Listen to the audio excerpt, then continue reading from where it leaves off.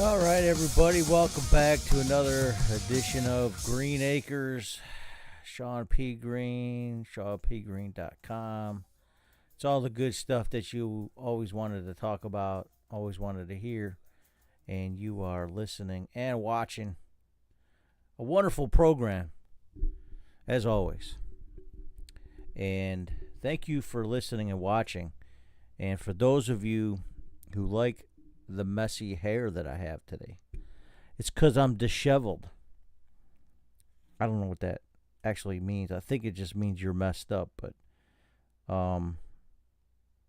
just thank you for listening and watching. I am in Buffalo, New York. I am born and raised here, specifically South Buffalo and West Seneca, suburb of Buffalo.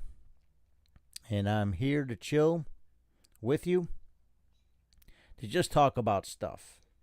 I don't have any agenda. I don't care about drama, but I do talk about it from time to time. About other people's drama sometimes about my own drama, although I try to keep my drama out of it, just because I've got enough of others' dramas to talk about than to bring mine in. And most people don't want to hear about my drama anyways. Those of you that do know me already know my drama, so I don't have to talk about it to them. But it's for those people that do not know. You don't need to know. Let's just put it that way, just to be safe. You don't need to know everything about my personal life. But just know that I'm a human being and things happen. We all have problems. We all had drama that we've dealt with. It's how we deal with it, right? So I am not the most mature person in the world. So I don't always handle drama properly. Sometimes I'm immature about it. And I admit it. I got no problem with that. So forgive me, but I'm learning. There is a learning curve here on Earth. It's from the time that you're born until the time that you die, and then all that time in between is your opportunity to learn. So, what am I learning? I'm learning about James chapter 1. Actually, that's what we reviewed this week in men's Bible study last night. Today's June 30th, 2026, for the record. And it's about 9:18 p.m. right now, if you're on live watching. So the men's Bible study was James chapter 1. And if you recall last week, it was about Proverbs 21. And it's always jam-packed, Proverbs. The whole book of Proverbs, it's just full of wisdom that Solomon had that to give to everybody that follows the earth's system after him. But James, the book of James, is considered the New Testament's version of Proverbs because there's a lot of wisdom in that. So this guy James, that the book was written by, is the half-brother of Jesus, okay? He did not believe in that Jesus was the Messiah, and that was his bro. He was like, bro, you're the Messiah? Come on, man. I've known you my whole life. You know what I'm saying? You can't be calling yourself the Messiah. That's just wrong to be doing that. So it's not the same James that was one of the 12 apostles. As you remember, the sons of Zebedee, James and John, sons of thunder. That's the other James. James the Just, I think, is what they call the sons of thunder, James. Nope, the opposite. The James the Just is the one that's... James the Less is what they call the other one. That James was the first apostle to be martyred of the 12. Of course, Stephen was the first apostle. Outside of that, one of the 7 that was chosen to help the apostles. That was the first one martyred. But James was the first actual apostle that Jesus himself discipled. He's the first one that was murdered. All right, moving forward. James, the half-brother of Jesus, writes this book. And a lot of it's just about the faith message. And I'm going to get into that towards the end in our Bible Learing Center. Let's get to that real quick so you know what I'm talking about. Here's the Bible Learing Center. Shawn P. Greene, leading the Bible Learing Center. All right, so here's the context of the first chapter, beginning at James chapter 1, verse 1. James, a servant of God, and he's a servant of the Lord Jesus Christ. Even though he's the half-brother, he's also now a servant. To the 12 tribes that are scattered abroad, greeting. The 12 tribes of Israel, they're all over. That's not just Judah, which is where the term Jew comes from. He's talking about the entire tribes. The ones that came from Judah, from Benjamin, from Simeon, from Reuben, from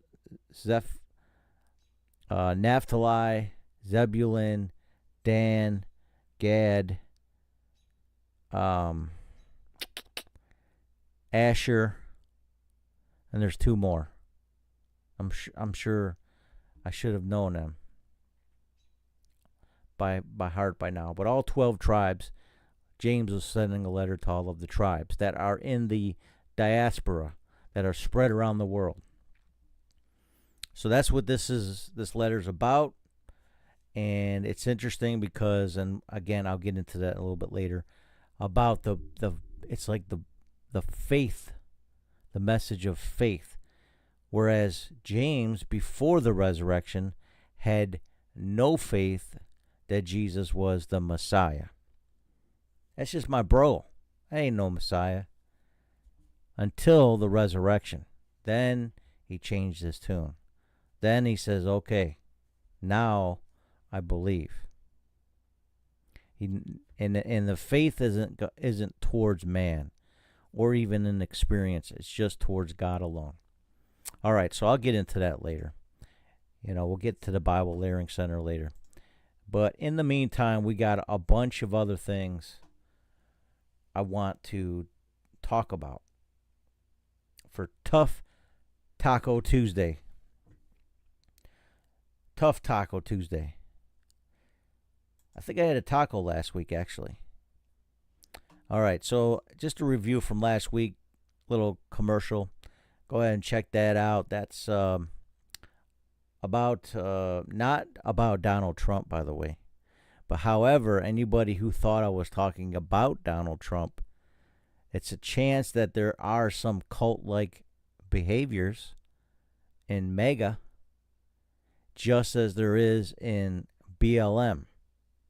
There's cult-like behavior in any of these leaders of political type movements. But that's not what this was about. This was purely about religious movements. So check that out. Characteristics of a cult leader. And I wasn't poking fun at any political figure. But however, there are many political figures that started a campaign of propaganda that created a culture or a cult of people that in that movement. In the right, you have the Proud Boys, you have MAGA. What other? You have other people who consider themselves conservative, even KKK type people. This is a cult. That's cult-like behavior I'm talking about in the political sense. The same goes on the left. You got LGBTQ. It's a culture. It's a cult. It's a political movement. You know, the irony, and I'm just going to say this about LGBTQ as a culture, they're championing the freedom of Palestine, yet those people who are truly dedicated from Palestine to Islam are totally against the lifestyle of LGBTQ. It's just at odds with each other. They're two totally different worlds. And if anybody from LGBTQ would go to Palestine, which you won't see anybody doing that, go to the Gaza Strip, go to the West Bank, experience that for yourself. Have a pride parade in a non-Israeli area of the Levant. Go ahead and see what happens. The retaliation. It's not going to be a fun and games. I'm telling you. So the fact that you're in America and you can do this, you should be happy that you can have a pride parade. That's all I'm going to say. So that's a cult also. I qualify all these things as cults. Right, left, anything that is separate from God himself. That's all I'm going to say. But what I was specifically talking about last week was not about politics. It was solely about the religious, and especially those who use the banner of Jesus as their cult. And they don't really teach Christ's teaching properly. They teach that the leader is the center of it all, and that's not true. So, and I don't apologize for that viewpoint. Anyway, so go back and check that out when you get a chance. All right, what else? Topics that I'm going to talk about today. All right, the earthquakes. There was 3 major ones that were over 7 on the Richter scale. Destroyed 2 of them. 2 of them destroyed many parts of Venezuela and then also Japan. Very scary moments. That area is called the Ring of Fire. On top of that, the U.S. is having this heat wave. See, we're up here in the Northeast in the Great Lakes region. We are not accustomed to 110-degree weather. Yet, in Buffalo, we've gotten up to, I think, a high of 101 today. And I feel it. On top of that is the humidity that changes the comfortable state of that heat, the index of comfortability. All right. What else? And then national, okay? We got the 4th of July, and it's celebration of the 250th year of the United States Declaration of Independence, 1776. And then on top of that, the World Cup is still going on, and Germany and Japan were eliminated. So those are just the little things I'm going to talk about. There are some rumors on a local level that Patrick Kane, who was born and raised here in South Buffalo, he got drafted and he went to the Chicago Blackhawks, won 2 championships with them in hockey, and he's been around. He's in Detroit now, I think, and there's talks about him coming to the Sabres at the end of his career. Come on, we could have used him 10 years ago. You know, him and Jack Eichel on this team, the Sabres, would have been amazing to watch. I think Patrick Kane is a right winger. But anyways, Jack Eichel is, of course, in Las Vegas for the Golden Knights. And they lost. But what could have been? It would have been a great team here. But Sabres, they have a good team this year, finally. They really did a great job. So I won't get into any further than that. NHL, NBA, they're over. Now we got this talk of the town of the WNBA about this finger-pointing player. Now there's memes all over the whole internet about this finger pointing. Cunningham, is it her name is? I'll look it up. So, yeah, drama. Everybody's got drama, right? Let me see. WNBA. Let's see what we got to talk about here. Okay, that's not what we're looking for. The Ace, Las Vegas is playing New York. New York won. Who cares, right? What the news I want to know about. Let's get into the news. It's actually old news already because the news cycle was like this weekend. Let's see if we can find it. Man, it's all over the internet. Sophie Cunningham.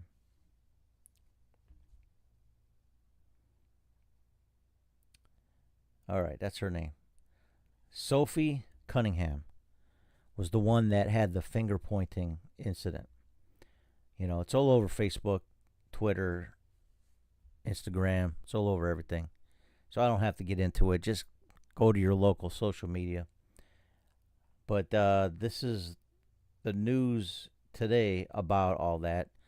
Sophie Cunningham fires shots at scornful WNBA girls as jersey sales surge. Her number is, of course, number 8 for, I think, the Indiana Fever. Fenway proposal and Rockies Gianna. I don't know what that's all about.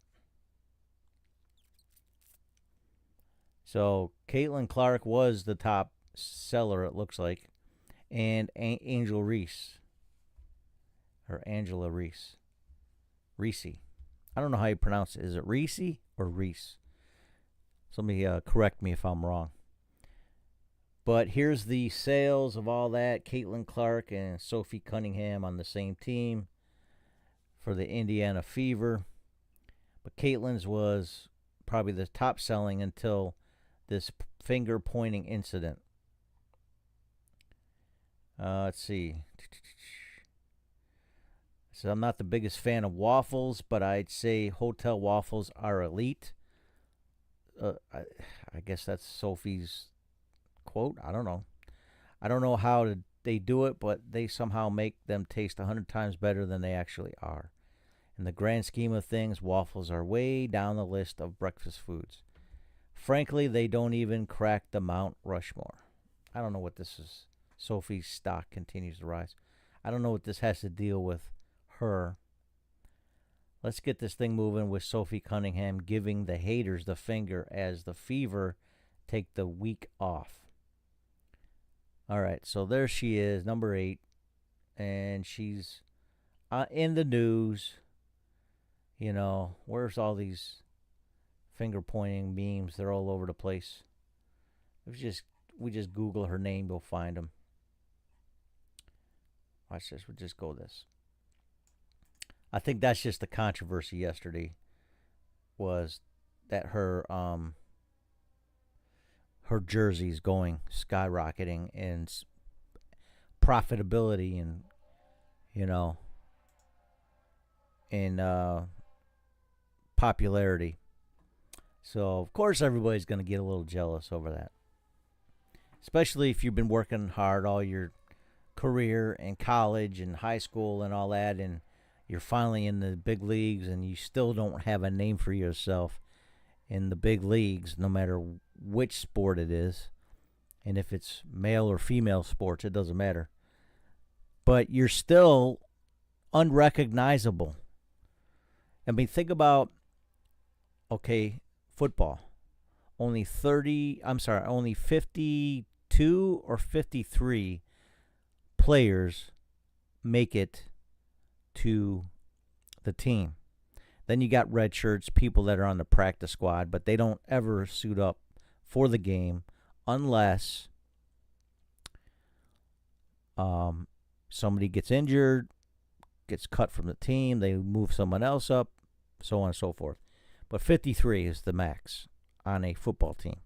Multiply that by 32. I got to do math here. That's almost 300, or it's about 250 plus another whatever, over 250 per for the whole league. No, I got it wrong. All right, I'm gonna get my calculator here, guy, because it's 9:30 p.m. My calculating skills are nil. They're null and void. Okay, I'm just trying to make a point here. Trying to make a point. 53 times 32 equals. Okay, 1,696 players in the league, the entire league.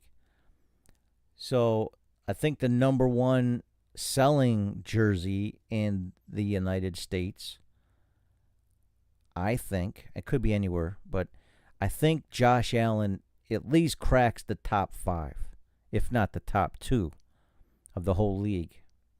And yet you have second-string quarterbacks, third-string quarterbacks. You multiply those two times 32. That's 64 players. People don't have no clue who they are. Outside of maybe their own market or possibly another market they played for before. But outside of that, nobody knows who they are. Even the players that were drafted 3 or 4 years ago. Let's take, for instance, okay, the year 2018, I believe, is when Josh Allen was drafted. Number 1 pick was Baker Mayfield, who's in Tampa Bay right now as a starter. Number 1 pick. I think number 2 was...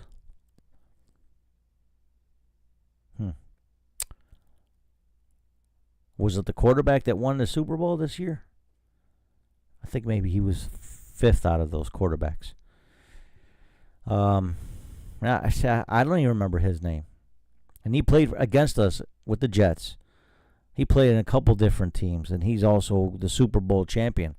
I forgot his name already. Okay, but Josh Allen, Baker Mayfield, I only remember that because, I pay attention to Tampa Bay. Who's the other guy? Lamar Jackson was on that team. And then Josh Rosen, the top 5 quarterbacks. Now, where's Josh Rosen now? He's not even active. He was drafted by the Cardinals, I believe. And he's no longer even active. So who knows who has a Josh Rosen jersey? How popular was that nationwide? Maybe after the draft, maybe there was some popularity, but after that first season, where'd you hear about him? He went to a couple different markets and gone. So the point is this. Some people will be mad because of these jersey sales of Sophie Cunningham, okay? Let me find the memes and stuff. They got them all over the place. Oh yeah, here's a meme of the year, okay? See, this is what I'm talking about. These are taking things from movies that are made into AI and they're just exploited. This thing exploded in popularity the last 2 or 3 days. 2 days when this happened. June 28th. All right? I didn't even watch the game. I have not watched one WNBA game, at least all the way through. I might have seen 2 or 3 shots from both teams at one, going back and forth. They each scored 6 points, and then I turned it off. Not that I hate it. I'm just not a basketball fan for one, but I'm definitely just not interested in watching it. So stop chimping out. See all these different memes about Sophie. Here's another one. This is, if you were Michelangelo, you'd be like, this is blasphemous, right? It's supposed to be a painting of Adam touching God's finger, right? And they put Sophie as the image instead. Yeah, if you were a if you were a Renaissance era saint, you'd be so mad at something like this. What are you doing? Especially if you're Italian. How can you destroy Michelangelo's perfect, thing? Or if you're the Pope that asked for it to be. Oh, here's another thing too. This Caitlin Clark incident getting nailed. I mean, Caitlin Clark is okay. She's a white girl doing very well in this sport that is expected of many athletes to not do as well because of the racial what's the word I'm looking for? Expectation, so to speak, of some people, which is racist in itself. The fact that Caitlin couldn't be successful and athletic and put up those points because she's white, that's racist. But saying that all black women are the ones that should be expected to play great basketball, that's also racist. All right, so, you got it on both sides here. See, I don't try to stay on one side of this political spectrum, or I have an overview of everything, okay? Left, right, center, backwards, upside down, black and white. I have perspective of the whole thing. I don't look at one way of thinking. I open my mind up to understanding of everything. I definitely look at things more so now than ever as what is God seeing? How does he view this whole thing? Well, number one, he doesn't think America's his favorite, especially lately in the last several decades anyways, but even more so since it began, 250 years. We've had some favor. I think God has been elevated to being the center of many people's lives, but it hasn't been consistent through our history. And it's not obvious to other people. But there are people that have been faithful in their life towards God alone and not political alternative.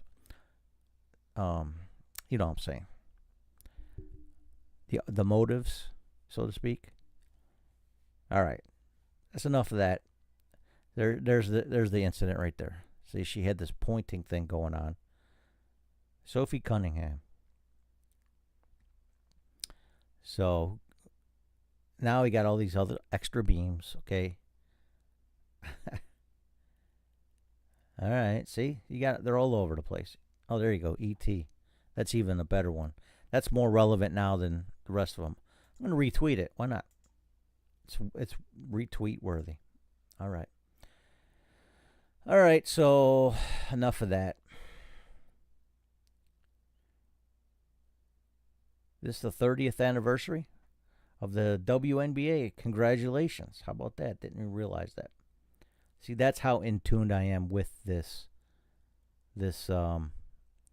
sport. I barely knew that what's the other thing? The Lakers, today I think it was, LeBron officially withdrew his participation on the team. So he's officially done with the Lakers. Okay, moving on. Who cares about the Lakers? I'm sure Lakers fans do, but I can care less. What the heck? Okay. All right, X comes up with some weird stuff ever since. What's his name? Here, I just got to show you what's going on here. This is crazy. Look at this. It's funny. It's parody, okay?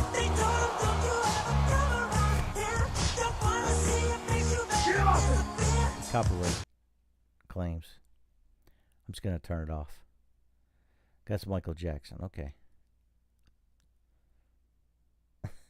See what I'm talking about? AI. Just done with AI, man. AI was fun for a minute, but man, this has gotten out of hand. It's crazy like my hair is right now. Okay? Whatever. What was the other thing that came up apart from this politically? Oh, the Obama's presidential library. Okay, congratulations, everybody but Donald Trump was there. Who cares? I don't care. All right, moving on. Okay, let's go to something else here. Do I have any topics on my X that I tweeted that's important? A couple interesting. Oh, okay. NBA. Oh, that's another thing that happened. The 17th. It's kind of late for me talking about it, but the NBA, the MLB, Major League Baseball, warns Christians they will not be tolerated putting a scripture verse on their hats. That's a major issue. A couple weeks ago. It's old news now, but that was pretty significant to mention it. I'm not trying to just brag about one topic. I'm not trying to just bring up one subject. I like to talk about everything, and I like to have a balanced viewpoint of everything. As balanced as I can possibly get without people getting mad at me. But do you know what? No matter what happens in life, people are going to be mad at you. You can't avoid people's anger towards you at times. All right, let's get back to these earthquakes. We just love Google News, don't we? All right, let's see what it says here. So Mexico just had one now, about 5 hours ago. This is all part of that ring of fire, and I'll get to that in a second. Okay, so Gulf of California. So this is off the southern coast, Baja California, that area, Gulf of California, just south of Tijuana. In that area, according to this, there's another earthquake. So what else is new? How many earthquakes are we going to have before people understand the earth is groaning? Well, I think we're in a El Nino, or is it a La Nina? One of them two.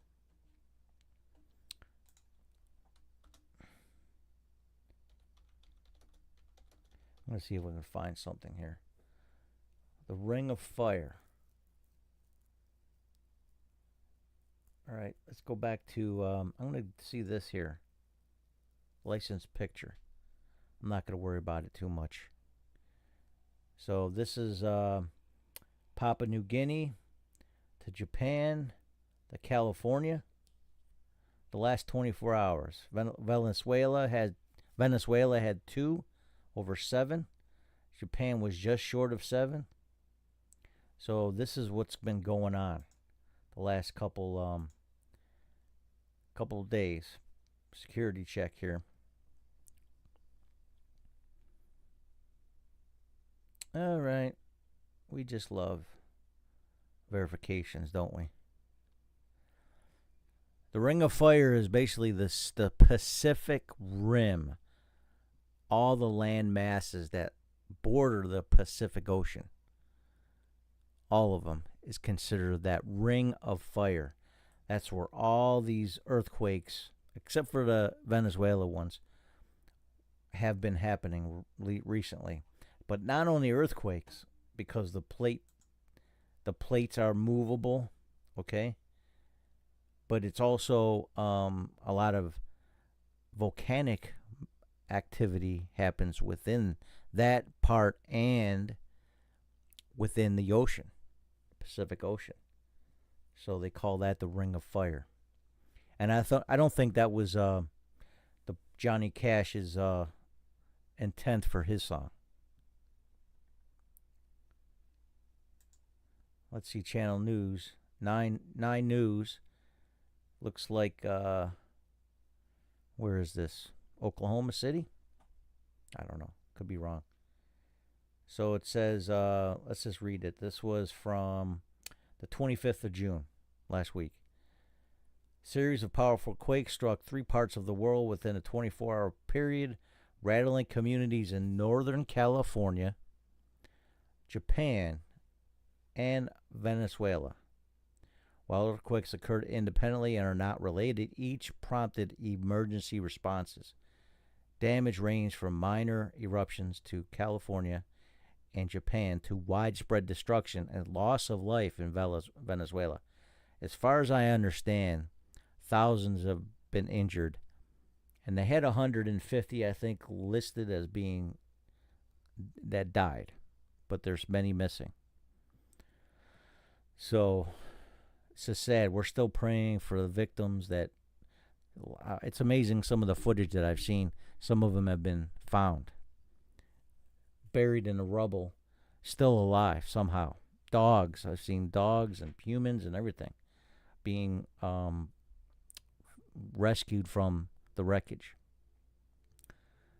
All right, Northern California. See, I didn't notice this, though, last Thursday. That 5.6 earthquake in Northern California. The strongest to hit that region since 1940. Whatever this northwest of Willits. I don't know where Willits is. Power outages, minor injuries, okay? The southern end of the Cascadia subduction zone. Okay? There's plates, North American plate. All right, so moving on. Japan was 6.9. The northern coast. All right, some damage it looks like. Doesn't look as severe as Venezuela.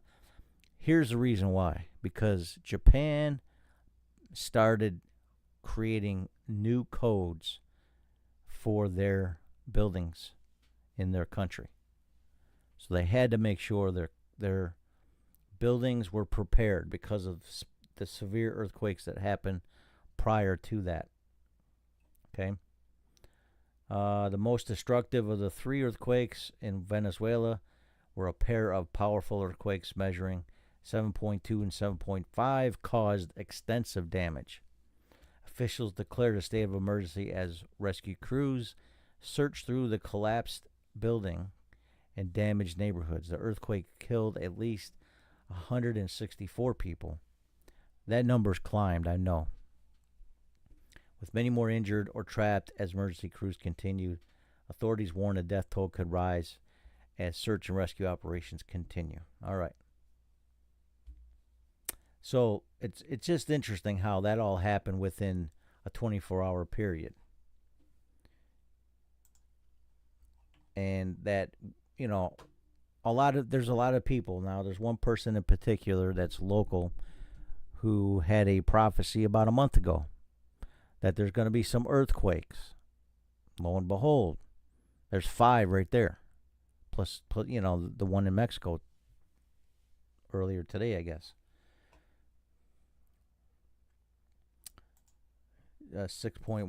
Almost a 6-pointer. Go back to the one in Mexico from today. I think it's today. 6.0 earthquake shook parts of Mexico's Baja California Peninsula, marking the latest earthquake to happen along the Pacific Ring of Fire on Tuesday afternoon. Earthquake happened at 12:45 p.m. Pacific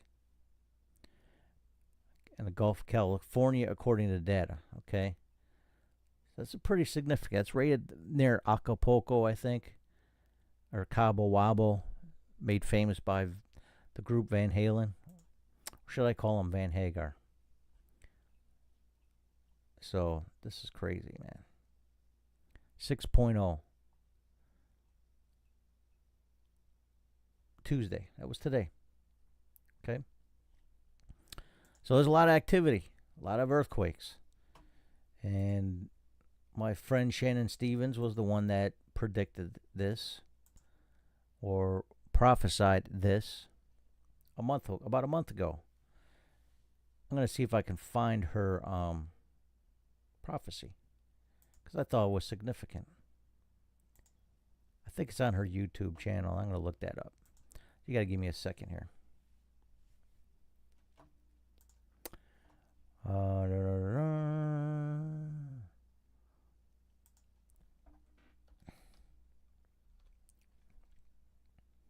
She doesn't know I'm doing this, by the way. But I just wanted to show you because we had a revival service a couple weeks ago. One lady that was completely wasted out of her mind came up to her in her face calling her a false prophet. Okay, fine. Everybody has a entitled to an opinion, all right? But this was May 18th. All right, so May 18th, I'm going to show you. This is when she posted it. Get ready because there's something big cooking. The earthquakes are here. May 15th, that's 2 months before. A month before, a month and a half. Okay? And so this lady approached her while she was preaching in our parking lot, calling her a false prophet. And I said, no, she's not.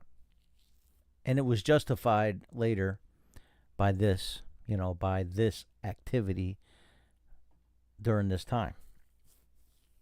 6 powerful earthquakes happened in less than 24 hours. New Guinea, Philippines, that's 4.9. Japan, United States of America, 5.6. But that's a 5.6 off California, right? We already established that. Venezuela, twice. There's 6 of them. So I think there's another one that happened yesterday. Yep. So that what made it 6. That's that ring of fire. You see this little outline, this red outline, starting from New Zealand all the way through to the Philippines and through Japan, even through Russia, and this whole set of islands leading up to Alaska, all the way down British Columbia, California, Mexico, Central America, Ecuador, all the way down to the bottom of Chile, right before the Antarctic. This is that place they call the Ring of Fire. Although Venezuela was outside of that Ring of Fire, okay, it still was close enough. And it rocked that country. But the point was, Shannon made that prophecy. So, there you go. Giving her a shout out. Then she doesn't even know that I'm talking about it. All right. God is good, though, right? What else? What else do I got to talk about? Okay, we got that. We got the Ring of Fire done. We got the heat wave. I already talked about that a little bit, I think. All right, let's go back to the heat wave. See if I got something on that. I think I got it. There you go. Oh, this is down in... They don't have it up here in Buffalo, this map. Oh, yeah, this will be a better... This is CBS's map. Let's see if it shows it. Here's some cities. Today, 8 p.m. Heat index. Syracuse is pretty hot, it looks like. Heat indices up to 115. We got Little Rock, Arkansas. This is Memphis, right in the middle part, right there. Near, Mississippi, Tennessee, Arkansas, that little area. And then upstate New York, from Buffalo, you can see very faintly it's covering Buffalo, to Syracuse, right before New England states. And I think there's a map that shows, let's see, the humidity is down. Gusts of wind, that helps a little. But that's the brush fires too. Let's see, there you go. New York City got up to 100 and today 101 tomorrow. No, I'm sorry. Wednesday, Thursday, Friday coming up. So tomorrow, today's Tuesday. Tomorrow, 100. Thursday, 101. 106 on Friday. For New York City, that's pretty hot. Same thing all around the region. St. Louis, even hotter. 108, 109, 106. Washington, D.C. Even New Orleans is only a few degrees hotter than New York City. Minneapolis is comfortable. So that weather's coming our way again. But we had, it's been 80s a couple days prior to today. It was pretty hot. Right now I'm in my upstairs room and I'm sweating like a dog. Sweating like a dog. All right. Need AC, bro. Help me. Help me, Obi-Wan Kenobi, right? What else we got? Yeah, so New England states are going to be pretty hot coming up also. Big heat wave in the Northeast. But the whole country. And I would not want to be in... I do have AC in my house downstairs, but I would not want to be out in the open without AC. It's just too unbearable for people like myself who don't favor that warm and humidity state, that people can somehow can tolerate it. They're not human, in my opinion. Those people are not human. All right, 4th of July is coming up, celebrating 250 of this American Declaration of Independence. Let's see what we got here. Let's look for 4th of July stuff on X. Why not? What do we got to lose? If it can come up. If not, I'll put it here. But on Facebook. Facebook is getting nasty lately. I've noticed that they're blocking. They're doing a little bit more. They're starting to get back to being... more controlling again, blocking people. And there's this group of people, for some reason, I think is blocking my church's broadcasts. Maybe they're working for Facebook.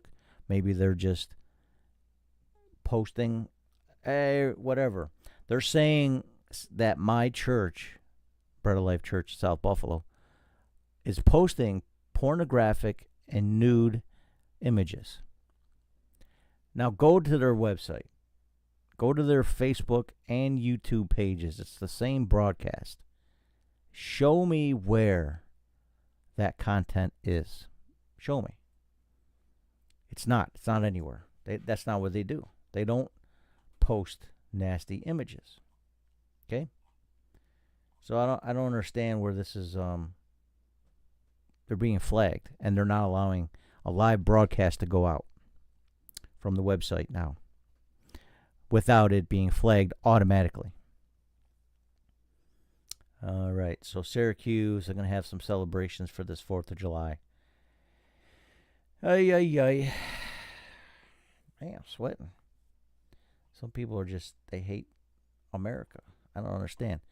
Here's a group, here's somebody.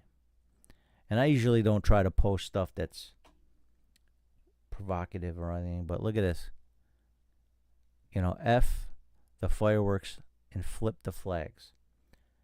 These are cult people, like I was saying. People that go like this against America are in a cult. Now, I will say this. Some people that fly the flag, some of them create cults, but they use the flag as their cult symbol. And so that's what turns the heads away from other people who are not in cults, but they subscribe to a free America. Okay? But this is the cult. Okay? This is a cult. I don't care what you say. You can say whatever you feel. That's America. That's why we celebrate 250 years of freedom. We say what we want to say, right? While we're in these borders anyways. We go to another sovereign state, then we're not allowed to be that open without penalty. But while we're in this country, and while we're still not ran by a bunch of communists, we should be able to say whatever we feel and still not harm somebody. I mean, we can say some things we don't like about public figures. We should be allowed to criticize. But to go all out and threaten and really go in that direction, you're way off of what freedom of speech means. But I'm celebrating 250 years, okay, of the country that I was born in. And by the way, somebody was saying they're trying to change the official language in America from English to American. To me, that makes sense because we're not England, number one. But number two, our American dialects are so diverse. Even the origins of our language came from many European languages, to the point where we used all different parts of everybody's language to create sentences. You know, we use the word, we use a faux pas, or we use, some German words in our language that England didn't create for a certain thing.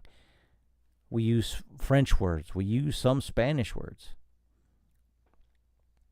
Very soon, more and more, we got more Spanish words, Latin-based words, okay? A lot of English comes from Latin-based, but it's also mixed with Germanic roots. The Brits, Celtics, they all adapted a lot of different, their own types of language, but, Gaelic is not like a true Latin-based or even a Slavic-based. It's kind of a mixture of anything that happens in that region. So, what was my point? America. We have an American language is what people are proposing. I don't even know if that's ever going to pass, but that's kind of what where some of these people are headed. All right? So, we're celebrating 250 years of freedom as an American culture. Now, that perspective could, from other eyes outside of this American experience, is still scrutinized, criticized. Some people are flat out hate the people that grew up in it, yet they want that freedom that was created by those people, which is the irony. We want American freedoms, but we want to be able to take them away from you. Okay, that doesn't make any sense. The only analogy that makes sense to describe that is you have a house or a home or apartment or whatever, and people say, well, we want to live in your home, and we really don't want your permission. So open your door and let me take over your bedroom. Nobody in their right mind that has a place to live will allow that. Yet, this is what people are saying we have to do as a nation. But if you remember, the same thing was going on even in the Native Americans' land before the Europeans were expanding. They had to do it by force, which is what's going to happen next. Is all these other nations that are coming now that have been minority in immigrating are coming in illegally with the intent to take over.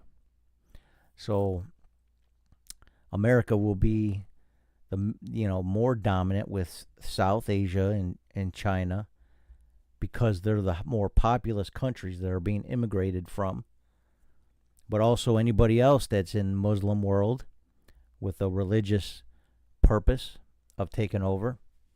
So Hindus, communists, Muslims, that have not subscribed to any European model in religion or culture, the Greco-Roman system, if you will, of Europe that was adapted in American politics. That's the culture that's going to try to come in and start imposing their type of system.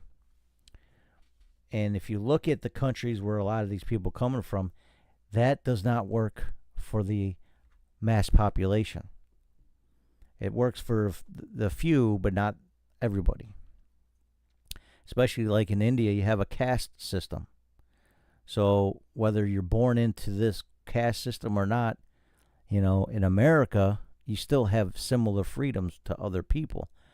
But once they start imposing a caste system in America, that's going to change everything. Some people might say we already have that. Yeah, we do have remnants of Jim Crow, slavery, the lack of civil rights. There's a lot of that still happening. There's prejudice. People are divided racially still. But it's certainly a lot better as we've gone along, that we've gotten along much easier. Until somebody says enough is enough and they want to change. This is what government is for. This is what politics are for. It's supposed to be the people voting in people for change. But what's happening is other countries are now putting their thoughts and beliefs in our political system that are totally the opposite of what started this American Revolution, 1770s. It's going to be the total opposite of that. The we the people thing is going to go away, and it's going to be we the caste system, or we the followers of Allah, or we the party of the communists. It's going to be completely a different way of looking at things in this country, on this land. It's already starting to creep into Canada. I think Latin America has still got a lot of the cartels are one element of a lot of Latin America, but the Catholics still have a lot of influence in Latin America, which is why that's a bigger stronghold in many ways. But there's still poverty. There's still communism that has took over Venezuela. There's still elements of the Asian communism that infiltrated, whether it's a Russian influence or a Chinese influence, it doesn't matter. Even some German influence, like in Argentina, where a lot of the Nazi Party immigrated to. The Nazi Party immigrated to London and Washington, D.C. So even the German influence became more prevalent after World War II. It seems to be whoever our enemies were as an American culture in a foreign war, those people that we either won against or fought against became our refugees to import, and their culture now starts to take over. So that's the pattern. This is America's the last real West type culture. Everything else is different. Third world, whatever. And I'm not trying to insult anybody. I don't mean to insult people when I say stuff like that.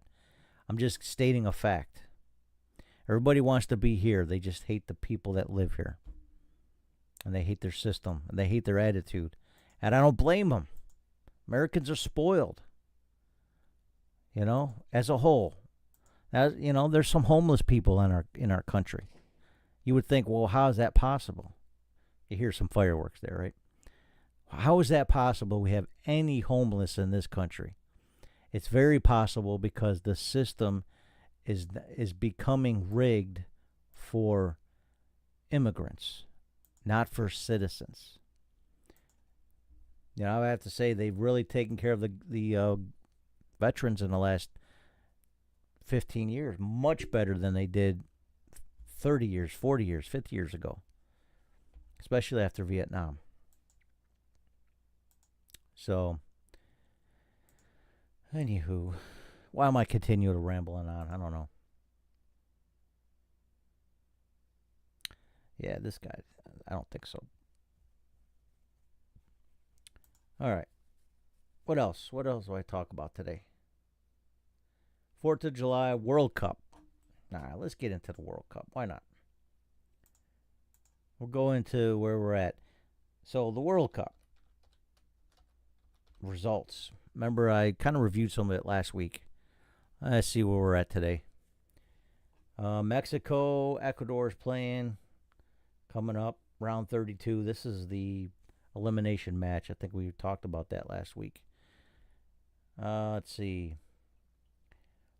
We got knockout round here. Belgium is playing Senegal. USA is playing Bosnia-Herzegovina. That was a big upset as far as I understood. Bosnia beat somebody. I forgot who they beat. Let's see. Spain and Austria, is it? Portugal and Croatia. All right, so Mexico's doing well, as far as I understand. They got goals for.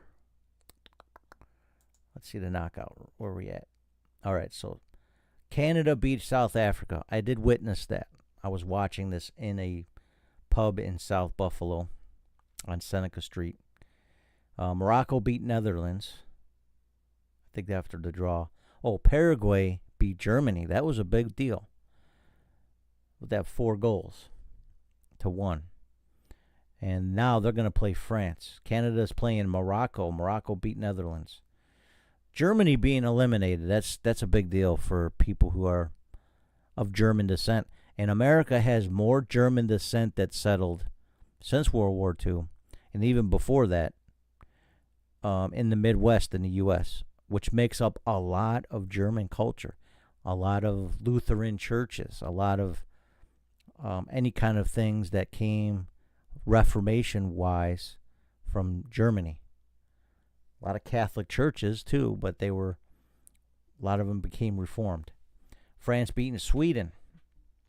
So tomorrow we got Belgium, Senegal, U.S., Bosnia-Herzegovina, Spain, Austria, Portugal, Croatia. Another thing, this lady that watches my daughter Mariah sometimes, she's from Brazil. Brazil beat Japan. Japan is supposed to have been a big one, but Brazil obviously super talented. Norway, Ivory Coast. Norway won. So Brazil and Norway are going to play each other. And if you recall, they had this in, I think it's Times Square or somebody that had the rowboat thing action going on from the Norwegian fan base. Mexico's playing Ecuador right now. They're live. No score. Coming up tomorrow again, England, DR Congo. Interesting matchup. Switzerland, Algeria, Colombia, Ghana, Australia, Egypt, and Argentina, Cabo Verde. All right, so the fact that Germany and Japan lost, okay, listen, I'm not petty, but somebody brought this up. Japan, the last time Japan and Germany lost on the same day was in 1945. Is that what they said? You know, when the World War II ended. All right, enough of that. I didn't mean to insult you if you're from Japan, from Germany, if you're a fan of those teams. I'm not trying to insult you. I have no skin in the game. Yes, I'd like to see USA win it all, but I don't care who wins it, okay? More power to everybody else to do great and exceeding excellence in their wonderful craft, whatever it is. But, of course, we want USA to win. How great it would be for this country. I mean, we won the World Cup in hockey, I think, right? This year. How good would it be if the World Cup of soccer was won by the USA team on the 250th year since our Declaration of Independence. How great that would be. It would be a crazy... You think celebrating is crazy from the winner from the NBA, the New York Knicks. It was bananas in New York City. Everywhere you went, a lot of chaos. One woman got fired over stealing one of the town's garbage pails that dumped all the trash in the garbage and took it with her because it said the Knicks on it. Okay. She's the Knicks fan. She got fired. J.P. Morgan Chase, I think she was an employee of. But anyways, how much crazier do you think America would be after a USA win in the World Cup? Now, you got some heavy hitters out there. I think Argentina is one of the favorites to win.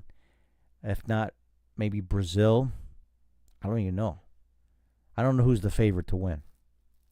But Canada's possibility beating South Africa the way they did, and the way Paraguay won as an underdog, I think, that's amazing. So USA would have to play after Bosnia-Herzegovina. If they win, they would have to play the winner of Belgium and Senegal. I don't know how these teams are doing well. I don't know how well they are. But it's amazing how World Cup fever is alive this year. It seems more than ever. I don't think I've ever seen the fever this high for Tough Taco Tuesday. So, with all that said, let's get to faith. Now, faith is a tough word for some people. All right? Faith is the substance of things hoped for, the evidence of things not seen, right? This is what Hebrews describes it as. Let's look for a point of reference for this. Faith. Let's see a couple verses that are in the Bible. We're going to go right to our Bible Learning Center here on the Shawn P. Greene Show. ShawnPGreene.com. Let's just look up. Oh, there's 85 Bible verses about faith. Do you think the Bible verses about faith is important? I think so. 60 plus. Let's see. Dailyverses.net has a bunch of them. Whatever you ask in faith, believing that you have received it and it will be yours. What does that mean? Talk about healing, I think, in Mark 11:24. Okay, Hebrews 11:1. Some people think that Apostle Paul wrote Hebrews, but there is no consensus that Paul actually did write it. They just want to give him credit for it. Because they don't know who wrote it, and it seems like something that Paul would write. That's what some people say. Who am I to know? But this is what it says, Hebrews 11:1. Now. When? Now. Now faith is the substance of things hoped for. So it's a thing. It's a thing, okay? The substance of that thing. Something that you believe, you're hoping that it's the substance of the things hoped for, and the evidence of things that you didn't see. So you believe it to the point where you already know that you know, without seeing it. You believe it, and it's evident to you that it's going to happen.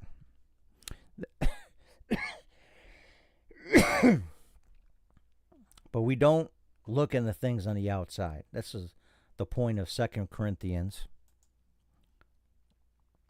2 Corinthians 5:7. What does that say? All right, let's go to 2 Corinthians 5:7. It says, "For we walk by faith and not by sight." So we're not... What am I doing here? Hang on 1 second. Had to remove something that I did not type. Okay. So we walk by faith and not by sight. So it's not something that we visually can see it, but we have this understanding, whatever it is that we believing that it's going to happen without seeing it. Okay? So let's go back to James now. This is what we were getting into yesterday night with the men's Bible study. James, a servant of God and the Lord Jesus Christ, to the 12 tribes which are scattered abroad, greeting. So it's about all the diaspora that's out there he's addressing. People who are Jews, Israelis, from the tribes of Israel, all 12 tribes, including the Levites, Zebulun, Naphtali, Gad, Asher, and so on and so forth. Judah is also included in that. Judah is where the word Jew is derived from. It's a specific tribe that Jesus came out of. And they're the only ones that came out of Babylon that divorced all their Babylonian wives to try to remain pure in their bloodline. The rest of them mixed in with the Assyrians or some Babylonians and all that stuff. Some of the Babylonian children still joined them, by the way, and remained with the tribes, but their blood is pure if it's from the father. But the mothers, if they were Babylonian wives, they're out of the will, so to speak. All right, James 1:2. My brethren, count it all joy when you fall into diverse temptations. That's odd that you would celebrate that you are falling into the temptations. Well, it's not saying that you should allow yourself to be tempted, but count it joy when you do fall into it. Why? The answer is right here. Knowing this, that the trying of your faith worketh patience. This temptations, if you overcome them because you trust God, you have faith in God alone. Okay? Faith meaning you just totally believe. Totally trust. You trust Him. Okay? You might fall into the temptation, but if you resist the devil, he will flee. If you that trying of that faith is going to work that patience. It's going to create a patience in you that you yourself can't develop without God's way of doing it. Let patience have its perfect work, that you may be perfect, entire, wanting nothing. So faith, it works, that faith, that temptation works the faith. Then you have patience when you get through that temptation. Once you have that patience, then the perfect work comes from that. So that you can be perfect and entire, wanting nothing. You're complete and you're wanting nothing. It means you lack no more things to overcome temptations. You trust God that much. If anyone lacks wisdom, let him ask of God, and gives to all men liberally, and upbraided not, that he shall be given to him. All right. But let him ask in faith. So you're also asking God things. Faith without wavering. It's going to get to all that. You cannot ask God, oh God, you know what? I heard you can do things. I'm just seeing if you can do things. I'm not quite sure if you do. If you can hear me, if you know my needs, if you're even capable of healing me or helping me or delivering me, whatever the request is. Let him ask in faith, nothing wavering. In other words, you're not going, he that wavers is like a wave of the sea driven with the wind and tossed. You're wavering. And I made this analogy about going in deep sea diving fishing trip for a couple hours that it's in a tugboat in the Pacific Ocean, and it was just too much for me. I had a big breakfast, and I tossed my cookies because I couldn't handle that. Just imagine that's the analogy of your faith if you're not trusting God fully. It's just, it's all over the place. You're wavering. You're just not really, stable with your faith. You don't really trust him. You just say you do, but you don't really trust him. Him, not us, not ourselves. We don't trust in ourselves. We don't trust in the man that across the street from us. We don't trust in our Aunt Mabel down in Tennessee. We just trust God. And we believe that God can help us in all circumstances and in any relationship that we have. Trust God. That's it. We don't trust man. We can't put our faith in each other because we're going to fail each other. Okay? Don't put all your faith in mankind because we will fail each other from time to time. I'm not saying, if you're a complete jerk like me at times, that you can't have some reliability, but it's not about us and trusting each other. It's about trusting God so that we can serve each other more faithfully regardless of that person and how they are. So let him ask in faith, nothing wavering, for he that wavers is like a wave of the sea, driven with the wind and tossed. For let not man think that he shall receive anything of the Lord. So you don't even think you can get something from God without this faith. All right? Without having faith in God, don't believe that he's going to get anything to you or for you or even through you. You want to lay hands on the sick and they shall recover. You don't have faith, it's not going to happen. You have to trust God in, around, and through you for everything. Faith without wavering. And then finale, I would say, of this, it's a different topic, I think, but it's like a new paragraph, but this is a completion of the thought about faith. The double-minded man is unstable in all his ways. How many people are double-minded? You ever see this, the cartoon? Maybe I'm dating myself. Back in the day, they would have this cartoon that would say, she loves me not, right? I'm going to see if I can pull a video of that up. I think it's a Looney Tunes, maybe. Could be a lot of different cartoons. Back in the 40s.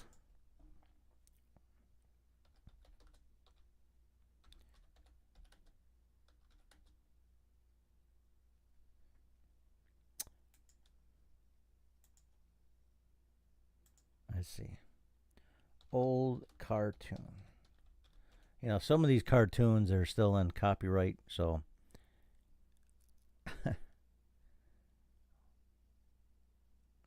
let's see. Oh, that's one of them. I'm just looking at YouTube to have like one for Darla. Remember Darla in The Little Rascals? Well, Alfalfa does that skit. It's a short. Let's just go to it. Let's see if we can show that one. Here it is. She loves me. She loves me not. She loves me. She loves me not. She loves me. You guys don't know what you're talking about. I have to see her. She loves me. All right, so there you go. She loves me not. That's faith. That's wavering faith because you don't really know. You're just kind of hoping by chance things are going to work out, right? That's not how you're supposed to approach your Heavenly Father. It's not by chance. It's a total trust in Him that He's going to perform things. Even the work in you. You trust God. Be patient for the the perfect work he's doing in you. You have to have that kind of mentality when it comes to the kingdom of God. So no double-mindedness. In other words, you don't, oh, I don't know if I believe. Oh, I believe today. Well, I don't believe. You're going to be like a roller coaster, okay? What's next? Let's move forward a little bit. Okay. Temptation is real. We went through that.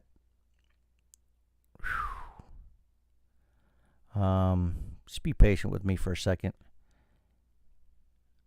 Okay. Here's a big statement too. When you hear and you listen to what the word is saying to you, be doers of the word. That's the one thing that we don't emphasize enough in this generation is doing the word, not just talking about it. There was a phrase we said back in about 20 years ago, don't talk about it, be about it.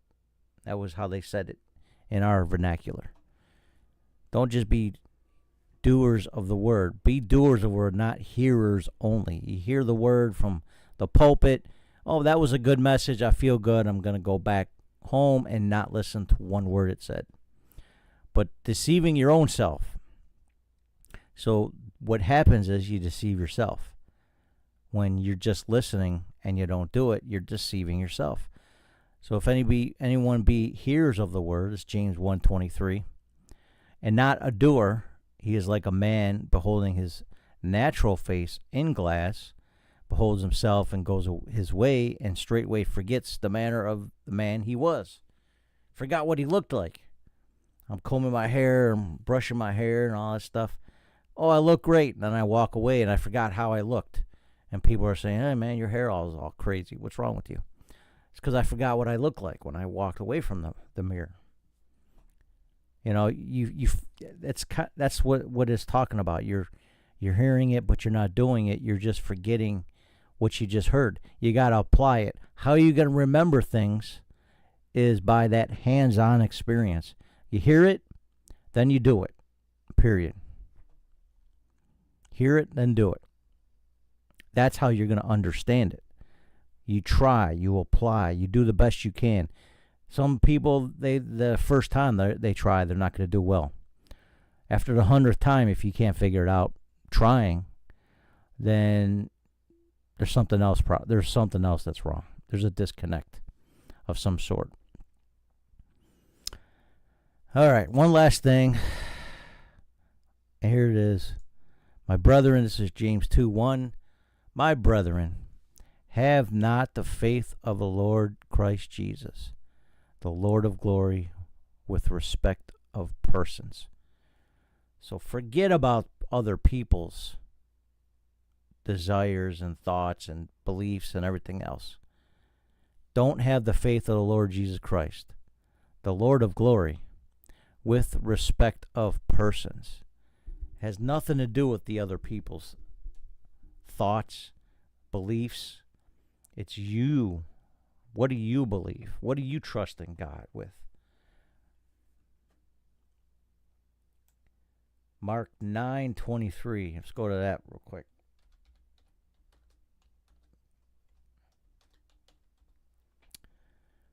Jesus said unto him, if thou cannot believe, if you canst believe, all things are possible to him that believes. So believe. If you have faith, you trust God. You know Jesus died on the cross. He rose again. He's given us powers to overcome sin and sickness and sorrow. If believe, he says, all things are possible to him that do believe, that trust, that have faith in God alone. And again, James 1:3, because you know that the testing of your faith produces perseverance or patience. You go on and on with James 1. You go on and on with Hebrews 11. Here, it's a big one here. This one, I want to emphasize this before I go. This is the last thing I'll say. You have to believe. But without faith, it's so important to understand. It's a critical part of your Christianity. If you say I'm a follower of Christ, you have to believe. If you cannot believe, you're not pleasing. Anything you're doing for him is not pleasing. Everything that we do for God, even if it's a nice thing to somebody, if it's not because you trust God, there's nothing there. It's substance-less. But without faith, it's impossible to please him. For he that comes to God must believe that he is. What is his name? Yahweh, right? The one that always has been. You have to believe that he is, he was, and always will be. Okay? You have to believe that. But if you come to God, you must believe that he is. He's a present-day person at all times. And that he is a rewarder of them that diligently seek him. So you got to seek after what he wants you to do. You got to seek him, his person, his heart. Understand his mind. You have to try everything that you can to seek after the kingdom of God and his righteousness. There's no way around all that in order to please God. I mean, we're not here just to try to please God, are we? Yes, that's exactly what we're here for. But yet, because we're given a free will to choose, a lot of times we choose ourselves. We choose what we want to do to make ourselves happy.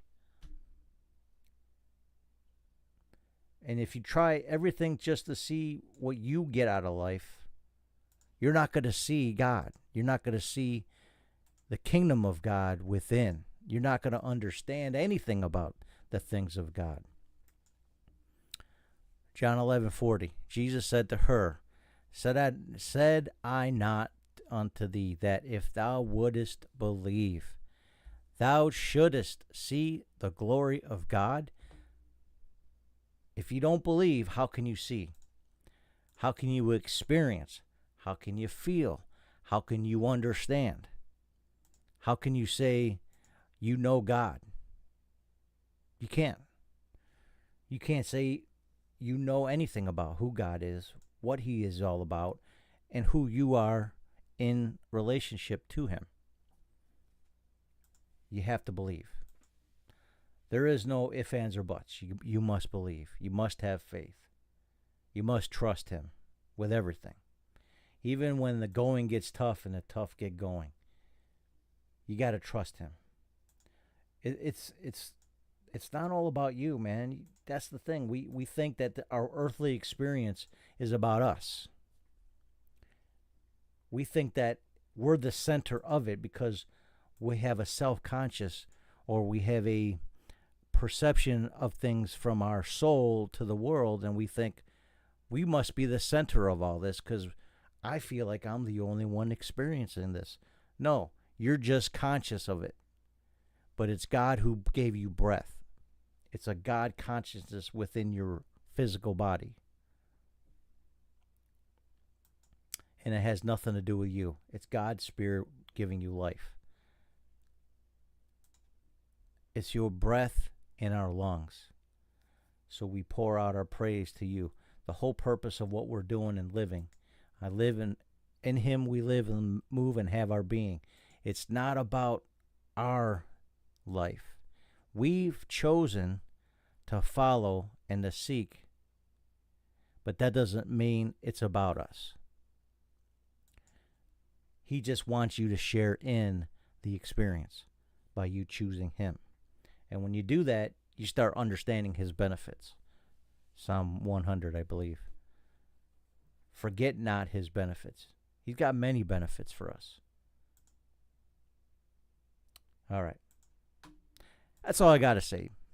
I don't mean to draw this out any further, but faith is it.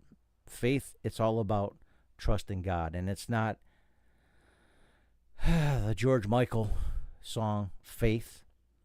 because that's a perversion of what this is all about. Okay? I will be your father figure. I don't know why I'm bringing that up. But these are hit songs on the radio from the 80s and 90s that kept repeating in our brain of giving us an understanding who God is, and it has nothing to do with God. What has been programmed in our brain because of pop culture. Now, it's no different today. Video games, video screens, TikTok, it's shaping the minds of everybody, and it's a false idea of who God is. It's not about us. It's about God. And what does he want to do with us while we're here on earth? A lot of people wasted a lot of their life just trying to do things for themselves. And at the end of their life, they can't bring anything with them that they built up and they worked hard to do. Maybe their legacy is important to them, and that's it. Their legacy is their God. But they can't bring their legacy beyond the earthly realm. It's what you've done for God's kingdom that was not done in vain, but was done for the purpose of glorifying him. That's what's going to exist in the heaven. You build your treasures in heaven. Lay up all your treasures in heaven, not here. Because when you die, it's gone.